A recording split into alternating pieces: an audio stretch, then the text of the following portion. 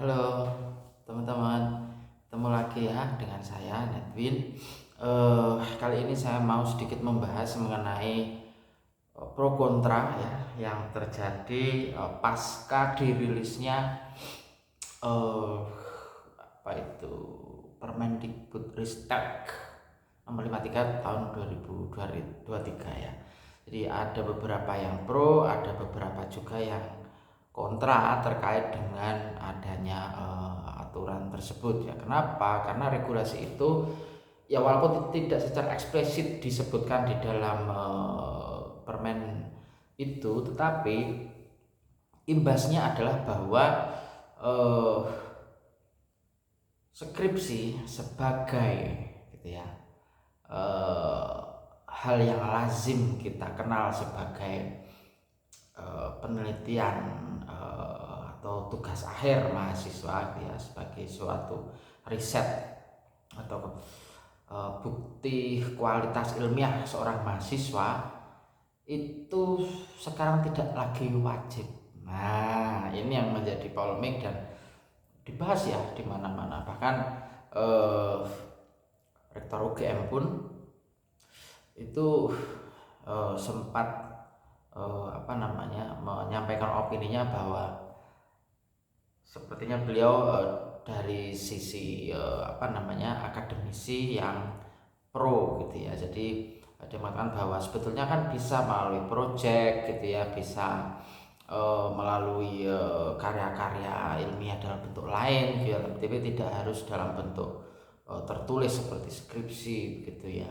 Bisa juga dalam bentuk report misalnya, atau inovasi-inovasi yang lebih applied gitu ya, lebih lebih bisa diimplementasikan dan diterapkan dalam kehidupan bermasyarakat begitu. Ada juga beberapa dari akademisi lain seperti akademisi di Unibrau begitu, kemudian di beberapa kampus negeri ya yang memang sedikit pro lah ya. Saya bisa menyimpulkan dari yang saya baca di media bahwa beberapa dari mereka gitu ya itu pro, karena ada juga mungkin klausul di dalam Permendikbudristek itu nomor 53 tahun 2023 yang menyampaikan mengenai funding ya atau pembiayaan yang akan disubsidi begitu oleh pemerintah. Nah, nampaknya ini kemudian menjadi polemik di sebagian besar eh, masyarakat yang melihat fenomena ini. Namun terlepas dari pro kontra yang ada, saya ingin menyampaikan pendapat atau opini secara pribadi gitu ya mengenai opsi bahwa skripsi tidak lagi wajib dan sifatnya opsional begitu, bisa diberikan alternatif lain gitu. Nah, yang pertama yang mau saya sampaikan adalah bahwa sebetulnya sebelum Permendikbudristek ini muncul, itu sudah ada beberapa mahasiswa yang dianggap uh, memiliki kesempatan gitu ya mengganti skripsinya dengan alternatif lain atau opsi yang lain. Misalnya saja ada seorang mahasiswa di sebuah kampus ya negeri itu, dia mengikuti sebuah lomba karya ilmiah dan memenangkan gitu ya, dia juara satu, kemudian hasil karya ilmiahnya itu menjadi pengganti skripsi ya sebagai syarat kelulusan. Nah, ini yang dikembalikan ke kampusnya masing-masing ya begitu. Jadi sebelum Permendikbudristek ini turun, ada lagi misalkan mahasiswa yang eh, beberapa semester itu menjadi asisten dosen ya, karena dianggap cerdas begitu. Dia juga sering membantu membuat jurnal gitu ya, dan jurnal di baik di Sinta maupun di Scopus ya, terindeks Sinta dan terindeks Scopus begitu, dan itu dianggap membantu prodinya gitu ya, program studi atau katakanlah fakultasnya lah begitu, sehingga itu bisa dianggap mengganti lah ya secara kumulatif.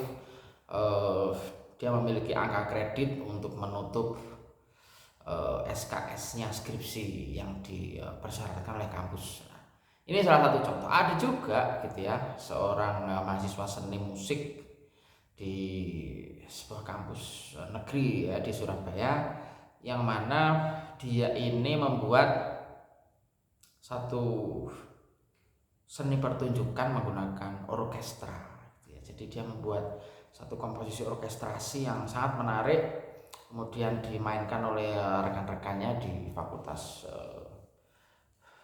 Pendidikan Bahasa dan Seni.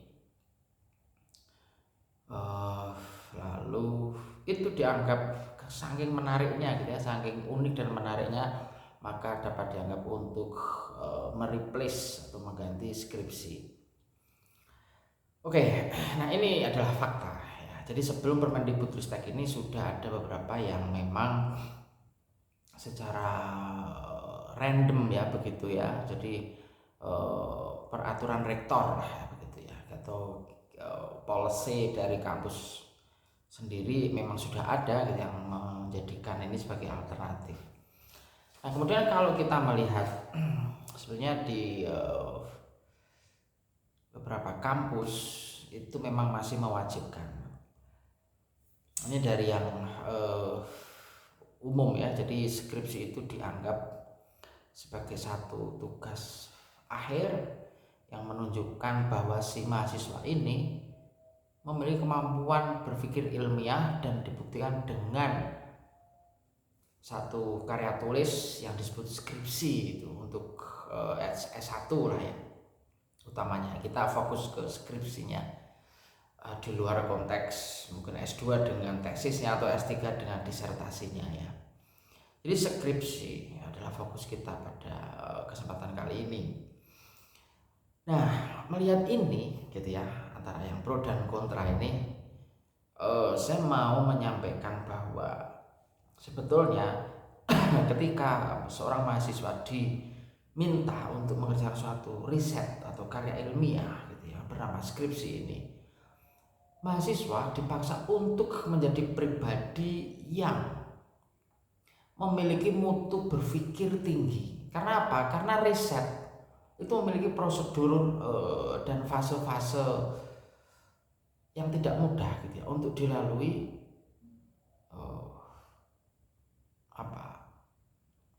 mahasiswa yang tidak terbiasa untuk berpikir secara teoretis sekaligus praktis gitu ya. Jadi sangat menarik di sini karena mungkin kita pernah menjadi mahasiswa ya gitu ya, mungkin teman-teman di usia saya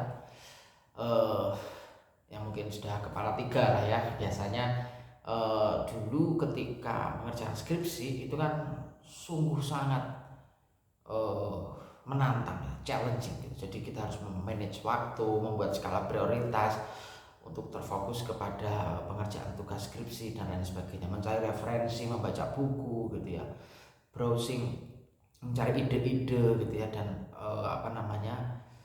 kita harus bertemu dengan orang terpintar di kampus yang disebut sebagai dosen gitu ya, sebagai pengajar kita gitu. Karena mahasiswa, maka dosen itu bisa dikatakan secara implisit gitu ya, secara alternatif bahasa itu sebagai maha guru kan begitu ya. Jadi siswa guru dan mahasiswa maha guru kan begitu. Nah, dianggap mereka itu sangat pintar dan cerdas ya.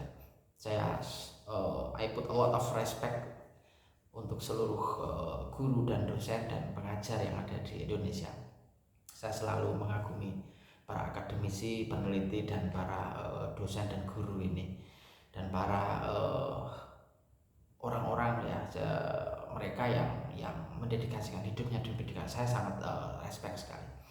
Nah, namun ketika kita bicara tentang kewajiban mengerjakan tugas skripsi, maka kita bicara mengenai hakikat gitu ya, berpikir secara akademis, berpikir secara teoretis, secara praktis, dan tentunya menggunakan aspek-aspek atau kaidah-kaidah yang cukup challenging ya. Kita bermain silogisme gitu ya, kita bermain etika kepenulisan, kemudian bagaimana kita masuk ke dunia riset yang begitu abu-abu gitu ya, yang hitam putihnya ini tidak bisa kita langsung simpulkan, tetapi harus melalui proses-proses tertentu gitu.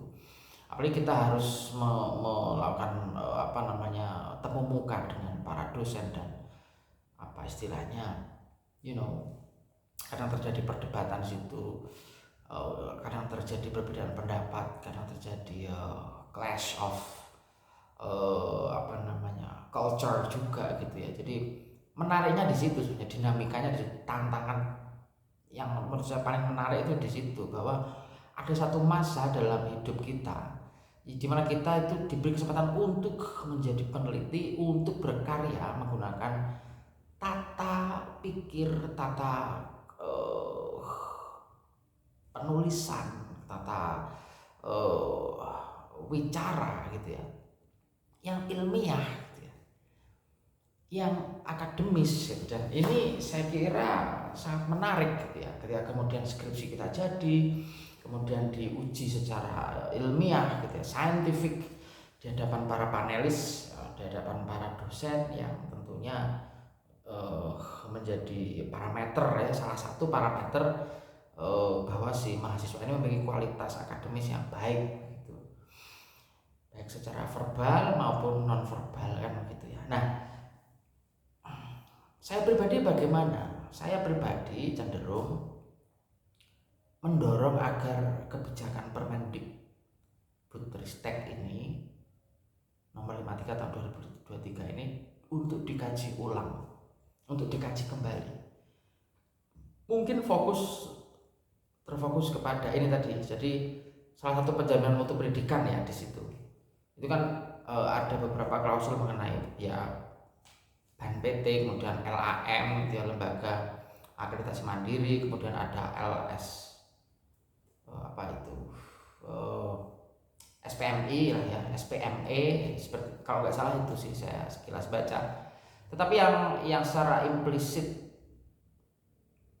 itu terkait dengan penelitian itu kan yang karena ada konsep kampus merdeka dan merdeka belajar ini ya, sehingga sebenarnya mahasiswa diberi kesempatan untuk memilih gitu ya, maupun kampus juga diberikan kewenangan untuk membuat regulasinya sendiri atau policy-nya sendiri terkait dengan kewajiban skripsi gitu ya, untuk persyaratan kelulusan mahasiswa. Nah, kemudian saya mau menyampaikan bahwa setelah dikaji itu, saya ingin menunjukkan satu referensi gitu ya. Jadi bangsa yang besar adalah bangsa yang berpikir kan begitu ya. Banyak filsafat yang menyebutkan ya, filsafat ilmu, filsafat etik dan lain sebagainya, menyampaikan bahwa bangsa besar adalah bangsa yang memiliki masyarakat yang berpikir begitu. Baik entah itu masyarakat modern, tradisional, tapi mereka adalah masyarakat yang berpikir. Nah, buah pikir itu kan sebetulnya bisa berbentuk karya ilmiah yang berbentuk tulisan, bisa juga karya ilmiah yang berbentuk produk gitu ya, atau suatu inovasi baru atau sistem atau metode baru. Nah, kalau kita misalnya melihat teorinya Kunto Wijoyo gitu ya, dia menyebutkan bahwa penelitian itu, kita bicara penelitian ya, jadi skripsi ini sangat identik dengan penelitian, dan memang skripsi itu adalah suatu penelitian kan. Kunto Wijoyo menyebutkan bahwa tujuan dari penelitian itu sebetulnya kan dia membuktikan existing teori gitu ya. Dia membuktikan existing teori apakah dia masih relevan gitu ya, dengan kondisi yang sekarang gitu. Kemudian yang kedua adalah mencoba untuk mencari teori baru, ya, mencoba untuk memungkinkan terjadinya ada penemuan teori baru itu. Kemudian yang ketiga adalah adanya satu hal baru atau fenomena baru yang mungkin bisa dimanfaatkan untuk kepentingan masyarakat, untuk kepentingan orang banyak begitu. Nah, sehingga saya kira satu penelitian ini penting gitu ya. Jadi bukan hanya penting tapi sangat penting gitu ya. Bidang apapun itu penelitian itu sangat penting itulah mengapa salah satu Tridharma itu isinya ya penelitian yang begitu. Yang meneliti di situ adalah sivitas akademika, bukan hanya dosen yang membuat jurnal begitu ya. Baik itu jurnal internasional maupun nasional ya, bukan hanya para dosen tetapi mahasiswa juga. Gitu ya. Itu mau mahasiswa fakultas apapun, jurusan apapun ya. Dulu itu sangat identik dengan penelitian itu. Nah, saya kira perlu dikaji ulang apakah secara statuta itu memang patut dan layak untuk dihapus skripsi ini, ataukah gitu ya, ini justru menjadi semacam dilema baru atau problematika baru di mana kita akan semakin apatis ya nantinya dengan konsep berpikir yang ilmiah, konsep berpikir yang teoretis gitu ya. Karena kan tata tulisan atau setiap orang itu kan sebetulnya kan pemikir ya. Tetapi bagaimana dia menuangkan buah pikirnya dalam sebuah tulisan itu kan yang challenge dari kehidupan kampus, kehidupan akademis, kehidupan sebagai peneliti begitu. Sehingga ini sangat penting sekali menurut saya secara pribadi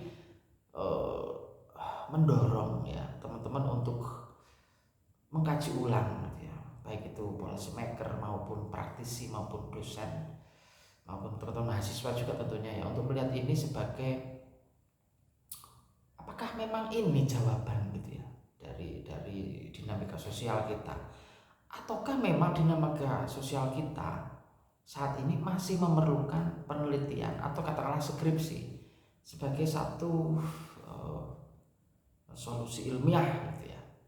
Saya akan coba ini ada di tangan saya ada sebuah buku dari Jujun Surya Sumantri tentang filsafat ilmu gitu ya. Saya akan menyitir beberapa pernyataan Jujun ini yang diambil dari bukunya, suatu pernyataannya dari Bertrand Russell gitu ya, dari judulnya yang The Social Responsibilities of Scientists gitu ya. Nah di sini dia sampaikan bahwa ilmu ini penelitian ini kan sangat berkorelasi dengan ilmu, merupakan hasil karya perseorangan yang dikomunikasikan dan dikaji secara terbuka oleh masyarakat, secara terbuka ya. Nah sekiranya hasil karya itu memenuhi syarat-syarat keilmuan, maka dia diterima sebagai bagian dari kumpulan ilmu pengetahuan dan digunakan oleh masyarakat tersebut. Nah, ini sudah jelas sekali bahwa sebetulnya buah pikir yang bernama skripsi itu atau penelitian itu ketika dia divalidasi oleh tim penguji, dalam hal ini para dosen dan akademisi, maka dia sangat berpotensi untuk mengembangkan improvement ya. Jadi merupakan suatu jawaban sebagai suatu improvement yang akan diterima oleh masyarakat gitu ya. Jadi sangat menarik di sini, sangat berperan dalam kemajuan ilmu pengetahuan gitu ya. Jadi penelitian dan ilmu pengetahuan ini sangat korelasional, sangat korelatif gitu ya. Kita tahu bahwa Newton dan Edison dulu itu tentunya dia banyak sekali menulis gitu ya dan menerbitkan jurnal-jurnalnya. Kemudian kita mengenal lampu pijar gitu ya, kemudian hukum Newton gitu kan. Jadi ini sangat menarik sekali gitu ya. Nah kemudian kita tidak perlu menjadi seorang ilmuwan praktis untuk membuat sebuah kajian ilmiah yang mungkin akan bermanfaat dan begitu. Teman-teman mungkin tahu juga bahwa Bitcoin itu sebelum resmi menjadi cryptocurrency itu kan dari jurnal ilmiah, dan jurnal ilmiah itu merupakan suatu tulisan yang sifatnya skriptural atau yang kita biasa sebut skripsi itu ya. Jadi tulisan-tulisan yang kemudian memiliki kaidah-kaidah keilmuan, kaidah-kaidah kepenulisan gitu ya, dan dinilai ilmiah begitu. Sehingga setelah itu Bitcoin menjadi salah satu cryptocurrency yang banyak digunakan hingga hari ini. Nah, ada satu yang pernyataan yang juga cukup menarik di buku ini, bahwa dia menyatakan bahwa nilai-nilai ilmiah dan pengembangan kebudayaan nasional itu juga menjadi salah satu aspek ya, di dalam suatu penelitian gitu. Jadi ada 7 nilai dari hakikat keilmuan gitu ya, yakni 1 kritis, kemudian rasional, lalu logis, objektif, terbuka, menjunjung kebenaran, dan pengabdian universal. Kemudian dalam pembentukan karakter bangsa disampaikan di sini di halaman 275 dari buku ini. Dalam pembentukan karakter bangsa, sekiranya bangsa Indonesia bertujuan menjadi bangsa yang modern, maka ke-7 nilai atau sifat tersebut akan konsisten sekali, gitu ya. Jadi bangsa modern, dia sampaikan juga bahwa akan menghadapi berbagai permasalahan dalam bidang politik, ekonomi, kemasyarakatan, ilmu atau teknologi, pendidikan, dan lain-lain yang membutuhkan cara pemecahan masalah secara kritis, rasional, logis, objektif, dan terbuka, gitu ya. Sedangkan sifat menjunjung kebenaran dan pengabdian universal akan merupakan faktor penting dalam pembinaan bangsa atau nation building, gitu ya. Sehingga hal ini tentunya lebih menitik beratkan kepada aspek tujuannya sebagai suatu keilmuan dan kebenaran, begitu ya, untuk kepentingan nasional dibandingkan kepentingan golongan. Jadi bukan hanya seni tata tulis atau seni berpikir sebagai periset atau seni skriptural gitu, atau yang, tapi juga ada sifat persatuan di situ ya. Nah,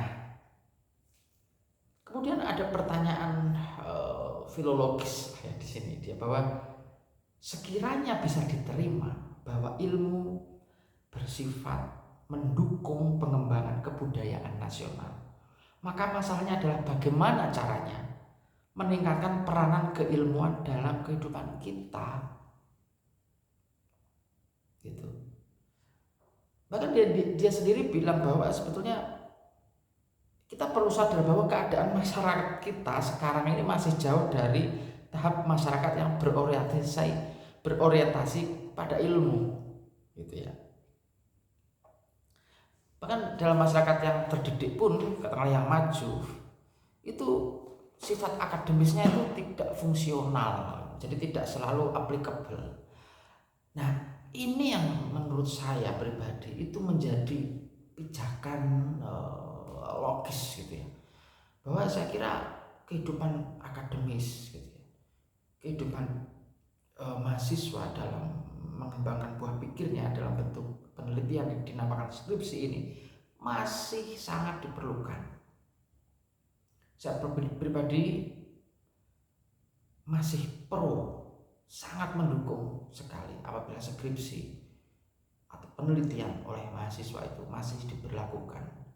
Kenapa? Karena dengan mereka membuat skripsi, mereka terbiasa berpikir kritis, mereka terbiasa berpikir logis dan ilmiah, yang nantinya mindset itu akan menjadi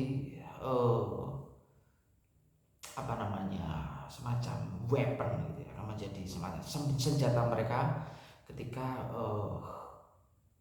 berada di lingkungan masyarakat, dalam dunia kerja, dan tentunya dunia sosial mereka. Dan mungkin skripsi atau tulisan yang dilakukan dengan sungguh-sungguh, dikerjakan dengan passion, gitu ya, maka akan menunjukkan satu hal baru, mungkin bisa teori baru atau inovasi baru yang akan bermanfaat, gitu ya. Dan tidak sedikit pula, gitu ya, kita lihat bahwa penelitian dari skripsi itu menjadi satu inovasi baru, gitu ya. Dan saya berharap bahwa policy maker, gitu ya, para dosen, para peneliti, periset itu melihat ini sebagai bukan hanya dari sisi terapannya saja, tapi dia betul-betul berfungsi, gitu ya, berfungsi sebagai pemantik semacam ideation, gitu, atau design thinking yang nantinya akan berguna di dalam kehidupan akademis baik itu di kampus maupun membawanya gitu ya ke kehidupan sosial gitu ya.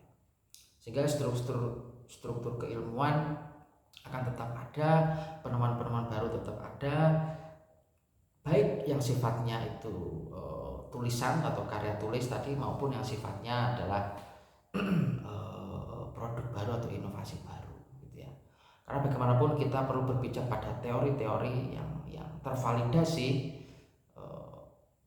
yang hanya bisa dituangkan dalam suatu karya tulis atau skriptural gitu ya, yang nantinya buah pikir itu atau skripsi itu atau penelitian itu akan bisa dibaca oleh anak cucu kita di masa yang akan datang.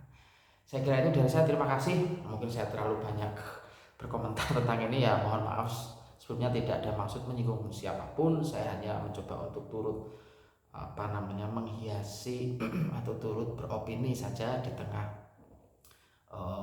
pro kontra yang ada terkait dengan opsi penghapusan skripsi atau penggantian skripsi ini menjadi opsional dan bukan mandatori lagi gitu ya, jadi sifatnya voluntary nantinya. Oke, saya kira itu. Terima kasih teman-teman sudah menyimak. Selamat